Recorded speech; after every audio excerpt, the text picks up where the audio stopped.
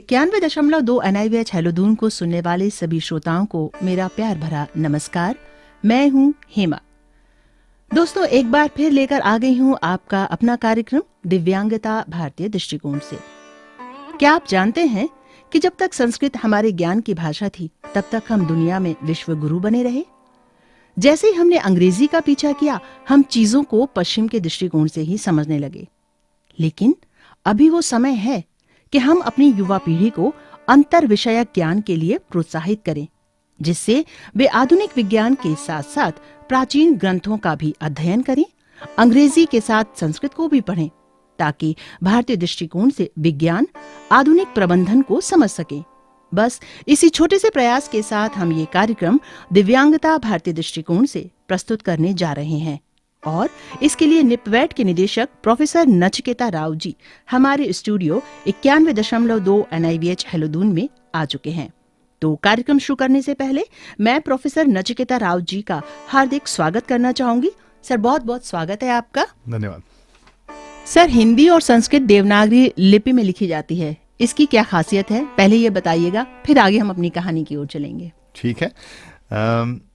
ठीक है। जिस लिपि में हम लिखते हैं, संस्कृत तो पुरानी भाषा रही, पहले ब्राह्मी में लिखी गई, खरोष्ठी में भी लिखी गई, तो सम्राट अशोक के जितने भी स्तंभ हैं और उसमें जो लिखा हुआ है वो ब्राह्मी लिपि में लिखा हुआ है। एक मिनट रुकना चाहूंगी सर आपको। खरोष्ठी भी एक भाषा की लिपि है? लिपि है, वो लिखने का एक ढांचा है। उसे हम पढ़ सकते हैं? अभी नहीं पढ़ सकते हैं, लेकिन ये लिखी जाती थी। हाँ, खरोष्ठी, खर यानी कि गधा और ओष्ठी मतलब कि ओंठ, तो ऐसे गधे के ओंठ के जैसा गोल गोल आता था, इसलिए खरोष्ठी नाम हुई इसकी। ब्राह्मी लिपि खूब चली, सम्राट अशोक के समय तो खूब चली वो लिपि। और ब्राह्मी हम मानते हैं कि माँ सरस्वती का नाम है, और जो ऋषभ नाथ हैं, उन जैनों के पहले तीर्थंकर, उनकी बेटी का नाम भी ब्राह्मी रहा जी। तो वो लिपि चलती थी।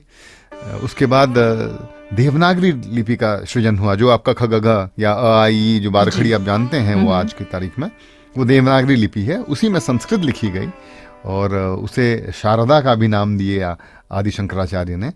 तो लिपि फिर वो थोड़ी उन्नत है। और आप जानना चाहती हैं कि इस लिपि में क्या खासियत है जी। तो इसका सृजन आप सुने, कथा बड़ी प्यारी है। एक दो शब्द आपको पहले समझने की आवश्यकता है। आपने सुना है रितंभरा, ये नाम सुना है आपने? सुना है। अप्सरा थी क्या? नहीं, अप्सरा भी एक थी, लेकिन आजकल एक साध्वी रितंभरा भी उनका नाम सुना होगा, है कि नहीं? बिल्कुल सुना है।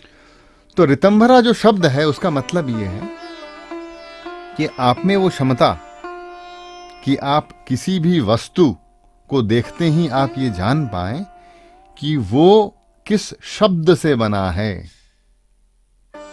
हमारी ये धारणा है कि जो सृजन हुआ वो शब्द से हुआ, वो किसी आवाज से बना, है ना। Sound is the source of creation, हमारी ये धारणा है।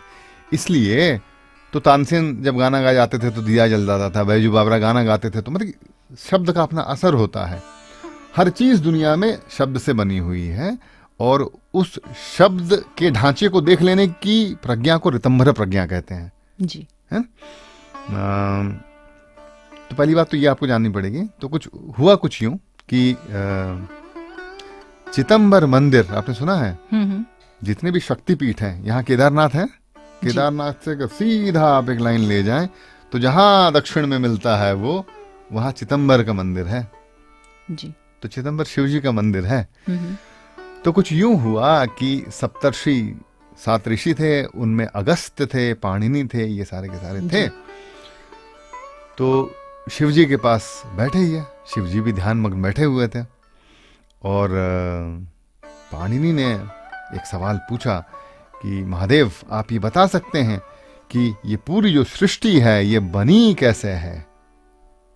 अगर शब्द ब्रह्म है तो शब्द से ही बना है जी। तो इस पृथ्वी में, इस पूरी सृष्टि में जो जो आप देख रहे हैं वो किन शब्दों से बना है? ऐसा कहते हैं कि महादेव ने अपने डमरू को 14 बार बजाया और पाणिनि को वो ढांचे दिख गए जो कि आज के 12 खड़ी हैं जी।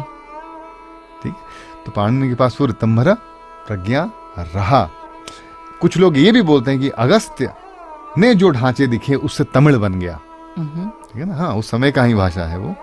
तो अभी जो आप 12 खड़े लिखते हैं अ आ इ उ, वो उन्हीं शब्दों का आकार है। इसलिए बोलते हैं ना अमंत्रम अक्षरम नास्ति, उन्हें अक्षर बोला जाता है जी।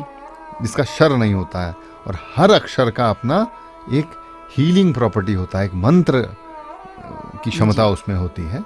और अगर आप अक्षरों को देखें तो हमारे जो ये 7 चक्र हुए हैं मूलाधार से सहस्रार्थ, हर एक चक्र के ऊपर कुछ ना कुछ अक्षर लिखे गए होंगे, यानी कि उन अक्षरों का प्रभाव आपके शरीर के ऊपर होता है। जी बिल्कुल। अगर आप उन अक्षरों को सही ढांचे में सजा सकें, तो अगर आप सही ढांचे में अक्षर को सजा सकें तो वो बन जाता है मंत्र, और उसका जो ढांचा बनता है वो है यंत्र। जी। तो ये खासियत रही हमारी देवनागरी लिपि में, जहां की मंत्रों के जैसे अक्षरों का समूह बनाया गया। इसलिए कहा जाता है ना कि अगर आप सही उच्चारण कर मंत्र पढ़ रहे हैं तो आपके शरीर में ये घटना हो जाएगी, इतने बार अगर आप जाप कर दें, क्योंकि उन मंत्रों का असर अपने शरीर में होती है। इसमें कोई मिथक नहीं रह गया है जी। क्योंकि आज के तारीख में लोग बोलते हैं कि अभी आप इंटरनेट पर सर्च कर लें, ये बोला जाएगा कि वाटर हैज मेमोरी, यानी कि अगर इस पानी के ग्लास को आप एक खास तरह का मंत्र उच्चारण करें और उसके बाद इसके मॉलिक्यूलर स्ट्रक्चर को देखें तो उसका ढांचा एक ढंग का होगा। अगर आप इसे नफरत भरी निगाहों से देखें यूं जी, तो इसका ढांचा अलग होगा। अगर हिटलर हिटलर बोलें तो अलग ढांचा होगा, मदर टेरेसा बोलें तो अलग ढांचा होगा। इसलिए आपको याद होगा ना कि पीने से पहले आज भी, खाने से पहले आज भी जी। एक मंत्र बोला जाता है या ध्यान किया जाता है और फिर पिया जाता है, ताकि ये हितकारी हो आपके शरीर के लिए। तो शब्दों का अपना असर रहा और देवनागरी लिपि बनी भी वैसे मंत्रों के हिसाब से। ऐसे भी अगर आप देखें तो हमारी देवनागरी लिपि ऐसे है कि सबसे पहले जो 2 सेट हैं अ आ इ ई उ ऊ रू ए ऐ ओ ओ अंगा, ये जो है ये स्वर हैं, इनमें मुंह खुला रहता है और जीभ अलग अलग जगह जाती है।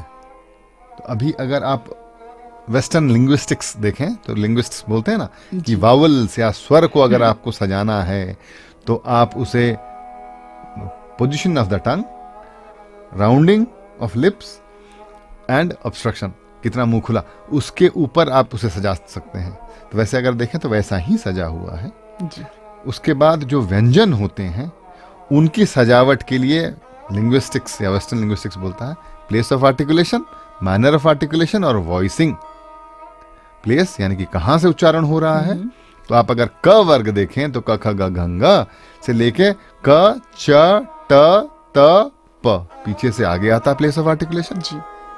मैनर ऑफ आर्टिकुलेशन अगर आप देखें किस तरह उच्चारण होता है, तो क वर्ग जो होता है वो आवाज को रोक के छोड़ता है, तो वो स्टॉप हो गया, इनकी आवाज को रोकता है। फिर च जो वर्ग हो गया वो आवाज को आधा छोड़ता है, एफ्रिकेट जिसे हम बोलते हैं। ट रेट्रोफ्लेक्स होता है, फ्लैग फ्लेक्स जो करता है।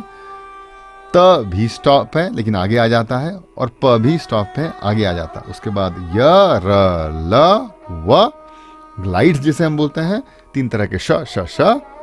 उसके बाद ह ग्लॉटल, छ त त्र ज्ञ, ये हो जाते हैं ब्लेंड्स।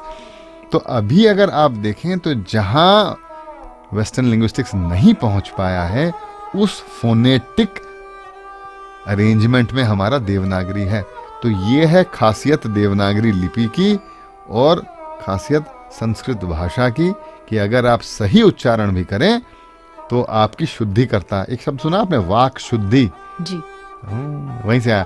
आप कभी भी वो शब्द नहीं तैयार कर सकते हैं जो कि जिसके बारे में आप नहीं जानते हो। उदाहरण के लिए इस चीज के बारे में हमने कभी सोचा नहीं, तो माइक शब्द कभी भी हिंदी, संस्कृत या उड़िया का नहीं हो सकता, अंग्रेजी हो सकता, क्योंकि उन्होंने तैयार किया। ठीक है, वैसे ही एयर कंडीशन, उसको ट्रांसलेट आप वातानुकूलित ऐसा कर सकते हैं, लेकिन एयर कंडीशन उनका अपना बुनियादी शब्द है। वैसे ही रितंभरा, वैसे ही शून्य, वाक शुद्धि, ये चूंकि शब्दों के साथ जुड़े हुए हैं इसलिए हमारे भाषा कोश में हैं। ये है खासियत हमारी भाषा की, जो कि लिंग्विस्टिकली सॉलिड है, जो कि आपके शरीर को भी शुद्ध करती है और जो कि आप सुनने में भी उच्चारण के हिसाब से भी अच्छी है। तो हर तरफ से अच्छी है।